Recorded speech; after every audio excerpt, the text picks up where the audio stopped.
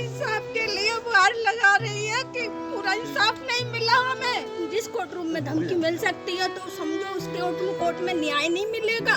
धमकियाँ ही मिलेगी, आंसू मिलेंगे। आज मैं सुबह से आई हूँ, रो रही हूँ। नहीं करेंगे, एसडीओ का विसर्जन नहीं होगा जब तक हमें पूरा न्याय नहीं मिलेगा। चारों के साथ में वही सलूट होना चाहिए। जैसे हमारी बहन, हमारे घर की बेटी तड़प तड़प के गई है ना, उसी तरीका से ये सलाखों के पीछे होंगे तब एसडीओ का विसर्जन होगा। कभी कभी शब्दों से सब कुछ बयान नहीं होता।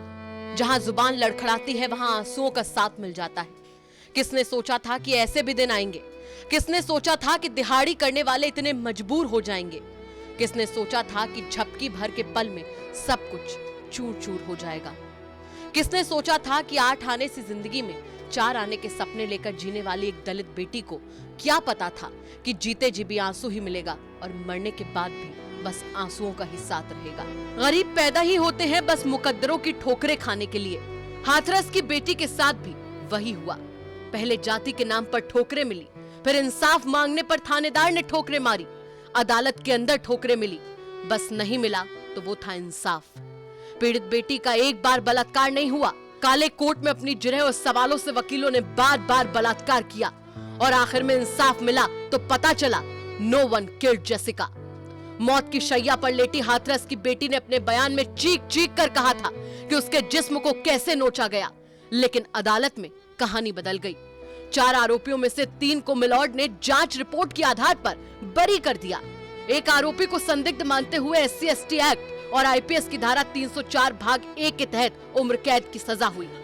अब आप पूछेंगे कि 376 IPC के तहत रेप का मुकदमा जो दर्ज हुआ था उसका क्या? तो जवाब है कि जो जजमेंट मिलॉर्ड ने इतनी जिरह सुनने के बाद दी, यूपी पुलिस के बड़े अधिकारी ने उसी समय कह दिया था कि रेप हुआ ही नहीं। रेप नहीं होने के पीछे तर्क दिया गया कि पीड़िता के प्राइवेट पार्ट में सीमेन नहीं मिला, इसलिए सिद्ध नहीं हुआ कि रेप हुआ है। कमाल है, धारा 375 में रेप का जो डेफिनेशन है उसमें कहा लिखा हुआ है कि फोर्सफुल सेक्सुअल इंटरकोर्स में सीमेन मिलना ही रेप की तस्दीक करता है। रेप की परिभाषा क्या है मिलॉर्ड? 375 की धारा कहती है कि कोई भी फोर्सफुली किया गया सेक्सुअल एक्ट रेप है। फिर पीड़िता के बयान के बावजूद रेप चार्जेस क्यों नहीं फ्रेम हुआ? कोर्ट के इस फैसले के बाद पीड़ित पक्ष की वकील इंसाफ के लिए हाई कोर्ट जाने की तैयारी में है और उन्हें उम्मीद है कि उनके सवालों का जवाब और इंसाफ वही मिलेगा। आउट ऑफ 4 एक्यूज जो 4 दोषी बनाए थे CBI ने, जिनके खिलाफ चार्ज फ्रेम हुआ था, जिसमें से एक पर्सन को, इसमें एक दोषी को आजीवन कारावास की सजा दी गई है। SC/ST एक्ट और 304 पार्ट 1 IPC में कन्विक्शन हुआ है। 3 को एक्विटल कर दिया गया है, कोर्ट ने 3 को एक्विटल किया है। ऑब्जर्वेशन क्या है अभी हमने नहीं देखे, वो हम देखेंगे और आगे फर्दर हमारे पास ये राइट है कि हम हाई कोर्ट में इसको चैलेंज करेंगे इस ऑर्डर। 376 में जो मुकदमा दर्ज हुआ था उसको लेकर के कोई न्यायाधीश ने कुछ अलग दिखाया है? नहीं, उन्होंने ये कहा है कि 376 का में कन्विक्शन नहीं है किसी का भी, जो जिसका एक का हुआ है 376 में नहीं है। जबकि मैं ही नहीं, पूरे देश ने देखा। चंदवा थाने में जब वो बेटी लेटी हुई है तो वो बता रही कि उसके साथ जबरदस्ती की गई और फिर नेग्लिजेंसी के ग्राउंड पर इन्होंने, यूपी पुलिस ने अपने ही SI वर्मा के खिलाफ CBI की इन्वेस्टिगेशन हुई और उसके खिलाफ चार्जशीट फाइल की कि नेग्लिजेंसी है। तो नेग्लिजेंसी पुलिस की है, तो पुलिस ने नेग्लिजेंसी क्यों की? जब यहाँ पर एक ही अपराधी था तो फिर एक अपराधी का नाम तो वो शुरुआत में भी ले रही थी, तो फिर नेग्लिजेंसी कहाँ से आ गई? आप कैसे दोनों कॉन्ट्राडिक्टरी बात कर सकते हैं?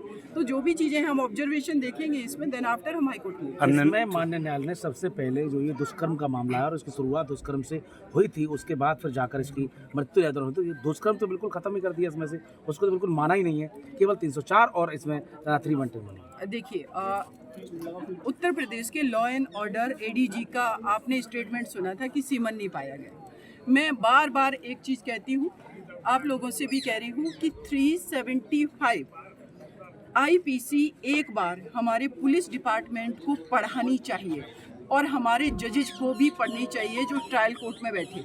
वही मुकद्दर की ठोकरें खाने वाला एक बेटी का परिवार इंसाफ मांग रहा है। कोई दर्द का किस्सा पूछे तो बता देते हैं, बोल नहीं पाते तो आंखें खुद ब खुद आंसुओं से छलक जाती हैं। आज कोर्ट ने जो फैसला किया है उससे क्या संतुष्ट हैं आप? नहीं, संतुष्ट नहीं है, हम संतुष्ट नहीं है।